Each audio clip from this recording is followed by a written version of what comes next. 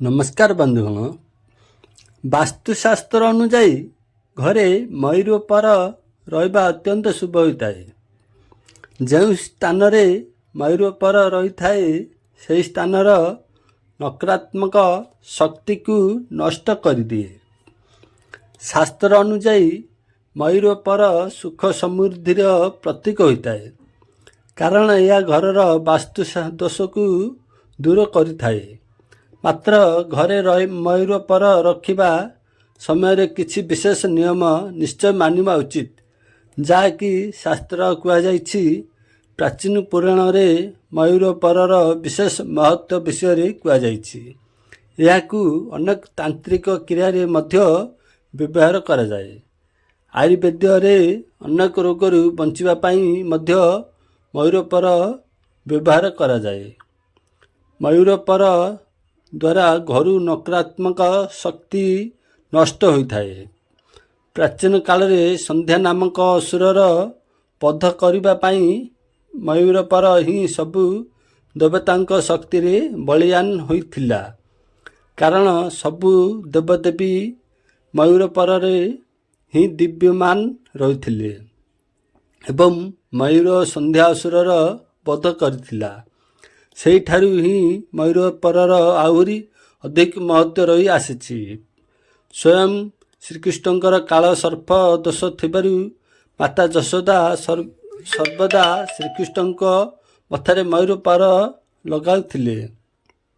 या व्यतीत भगवान श्रीकृष्णक अनुजाई मयूर सुख शांति प्रेमर प्रतीक अटे। माता लक्ष्मी को मयूर पर अत्यंत पसंद, तेणु माता लक्ष्मी को मयूर पर अर्पिता कले माता लक्ष्मी खूब प्रसन्न हुअन्ति। घरे अनेक किछि वस्तु एपरि रही जहाद्वारा घरे नकारात्मक सृष्टि होता है। एथिपाई घरर मुख्य द्वार पाखरे 3टी मयूर पर को लगाई देबा उचित। जदि घरर सदस्यंक उन्नति रे बाधा सृष्टि होउछि, तेबे घरर मुख्य द्वार पाखरे श्री गणेशंक प्रतिमा रखी दुई पार्श्वरे 2टी मधुर मयूर पर रखी दियंतु। या व्यतीत 3टी मयूर पर घरर मुख्य द्वार रे रखिले वास्तु दोष दूर होइथाए। घरर सदस्यंक उपरे ग्रहर खराब प्रभाव पड़िले रहिले मयूर परे गंगा जल छिंची समस्त नजर ठारू लुचाई रखंतु।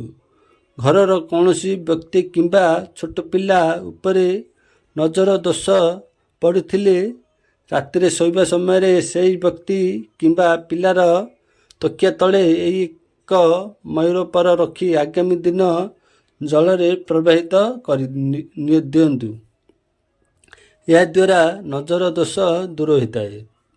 पाठ पढ़ाई मन लगुनथिले विद्यार्थी माने माता सरस्वती निकट में मयूर पर रखी प्रार्थना करने पर आगामी दिन निज पुस्तक रखी दिंतु। यह द्वारा पाठ पढ़ारे एकाग्रता वृद्धि एवं माता सरस्वती कृपा मध्य बजाय रहिबो।